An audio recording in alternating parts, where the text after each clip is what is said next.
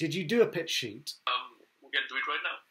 Okay, so I'll go through it. Okay, so this is a pitch sheet, a few questions. If you're trying to tell someone what your story is, if you can just answer these questions fairly straightforwardly, people get a decent idea. And some of it's obvious, but if you don't mention the obvious stuff, people get confused, you know. So the obvious number one thing is, what's the title? The Two Pops. What's the genre? It's comedy drama. Which way? With the story comedy, the first one we see the Pope trying to book a flight. I think it gives the gender of the genre of the movie, which is kind of, and we see them like eating pizza, drinking, and it has this funny aspects. It's funny. I would probably say a drama comedy or something. Just switch those words the other way around, because when you say to someone it's a comedy drama, I don't know, people are expecting, you know, meet the parents or something. I don't know. It's. I would say drama comedy, and I was wondering about comedy. I didn't write that in at first because I thought, could you say it's comedy? I mean, I know it's got that comic touch to it, but I sometimes felt that comic touch was sort of forced a bit. Like they wanted to show the popes as being human and all this, but I don't know. I don't think that's what we want from popes. It's like, I don't know. It's like great actors. Stop doing chat shows. Be mysterious. Just Robert De Niro, what are you doing? Just don't go on telly. Just do movies. Because I just think you destroy our belief in the story you're telling. That's why the Queen doesn't do interviews, you know. So that trying to make it a comedy, I thought was difficult. There was elements of historical in a way, or political drama, or I don't know. I mean, the examination of politics in South America, but that was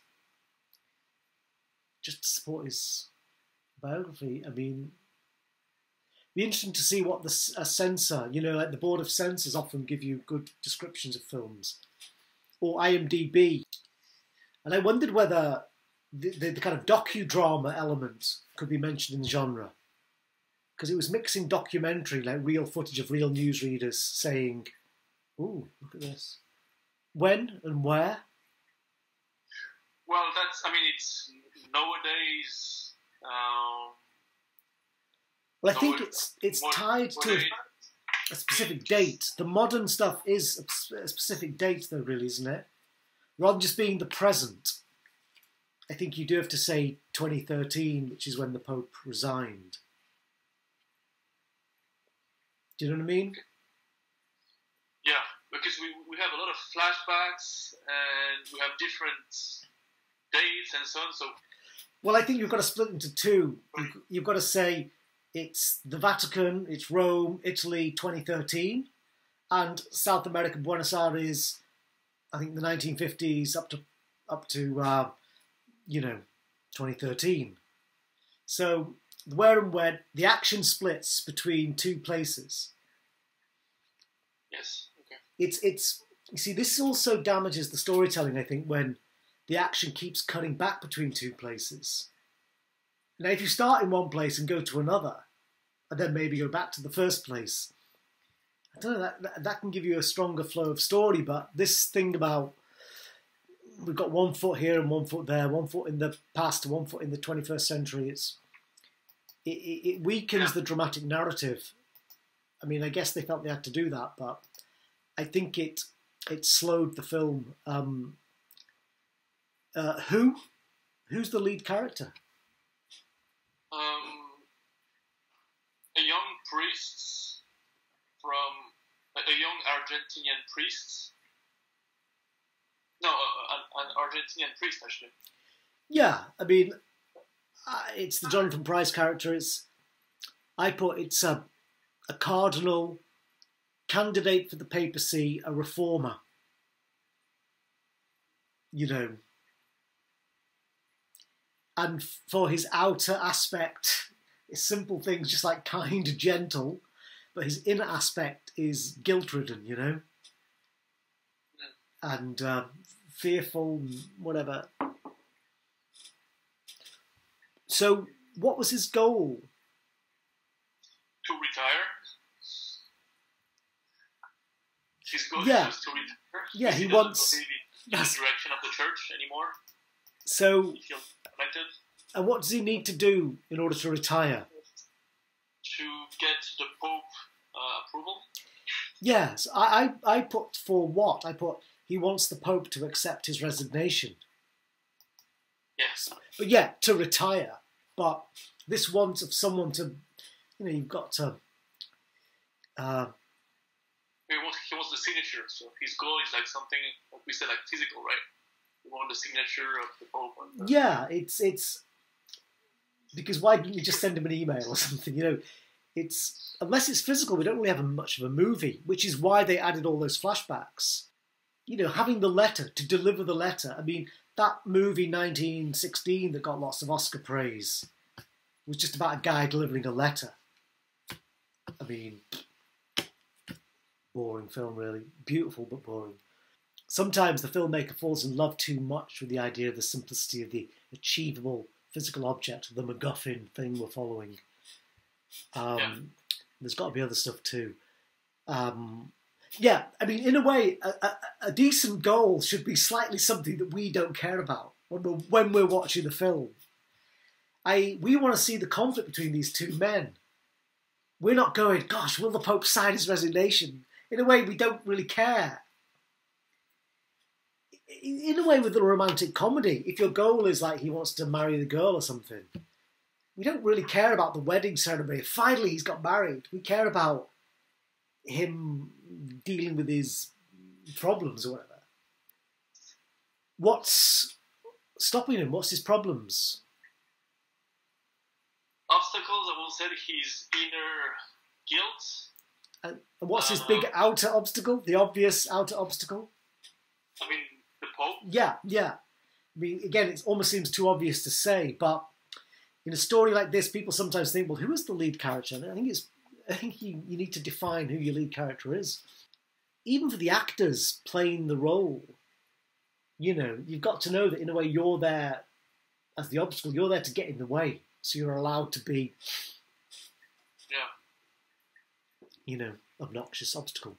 The Pope is the outer obstacle, and the inner obstacle is his guilt, which is sort of problematic. There weren't more obstacles towards his goal. And maybe if he had to achieve something else before he could resign, maybe if the first half of the film was about a man who wanted to get forgiveness from one of the families who got killed due to his policy of, agreeing with the junta or whatever. Oh, I don't know if you can hear that. Our 8 o'clock sirens just sounded here. Oh, really? We get the 8 o'clock. Well done. We're not dead. Anyway, yeah. I mean, when you think about what the obstacles are, it can start to point out what your story problems are. I think the fact that the obstacles are quite simple in one way is the reason why we're just stuck with two men talking, which is okay, but I don't know. What's the end? The final bit is end and what's learned. So, well, he become Pope. Yeah. We learn that we need to forgive. Yeah. But like self-forgiveness and forgive others. I think so. I think I put for the end. He does not resign. He becomes Pope. So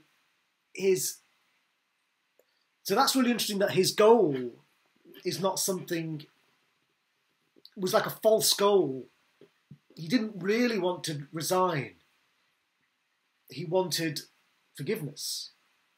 So that's his, in a way, we could go back and say, well, his internal goal. And maybe his outer goal was to be able to reform the church because he was feeling too disconnected with it. Yeah, to live simply, If the church is going to be mired in these conflicts and controversies to do with money and riches, that I will just live by example, and I will live a simple life, and I will, because I think, doesn't the other Pope threaten him with not allowing him even to be a priest or something, with sort of saying you would almost kick him right out at some point? I think so. Well, let's go back to the what's learned bit. So I put, all sins can be forgiven. We're only human. Even the Pope, Yeah. Which I think is fair enough. I know it was very controversial for the guy to resign.